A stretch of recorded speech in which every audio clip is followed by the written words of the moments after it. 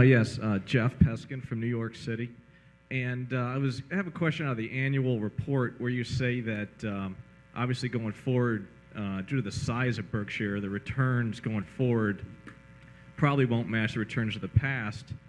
And then you go on to state that one thing that may hinder that is the fact that you don't really like to sell companies that you own. And I would just like to know what the reasoning is in that if you've got a company or investment that you don't think is going to do as well as where you could put the money going forward, what really the reasoning is for holding on and not redeploying the money elsewhere. Yeah. I'll just correct you just slightly on that. I didn't say we'd probably do worse than the past. I said we will do worse than the past. I mean, there's no way we could match percentage numbers of the past that,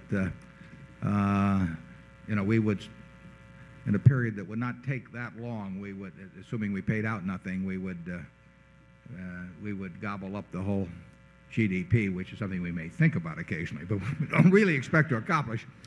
And the second point that relates to size. That does not relate to our unwillingness to sell businesses, because that unwillingness has existed for decades. But the size has not existed for decades. The size is, doubling 12 billion or so is harder than doubling 1 billion two, which was harder than doubling 120 million. I mean, there's no question about that. So eventually, well, already it will be a drag on performance. It doesn't mean that the performance will be terrible, but it does mean that 23% is an historical figure that has no predictive value. The unwillingness to sell businesses, like I say, goes back a long way. That is not what if that hurts performance, it's peanuts. That's simply a function of the attitude Charlie and I have, is that if we want to live our lives, we find it a rarity when we find people in the business that we want to associate with. When we do find that, we enjoy it. We don't see any reason to make an extra 0.5% a year or 1% a year. Don't try us on higher numbers, but we don't see a reason to go around ending friendships we have with people or contact or relationships. It just doesn't make any sense to us. We don't want to get committed to that sort of activity. We know we wouldn't do it if we were a private company.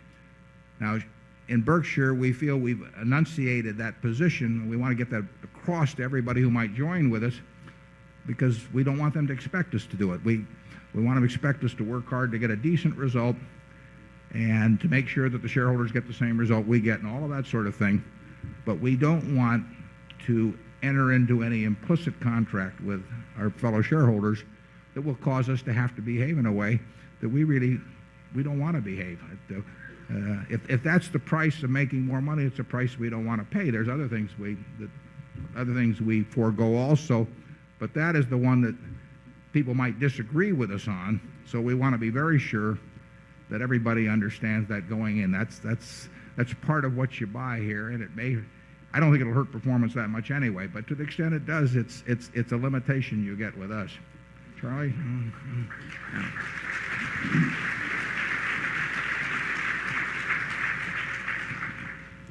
I don't think there's any way to measure it exactly, but my guess is that if you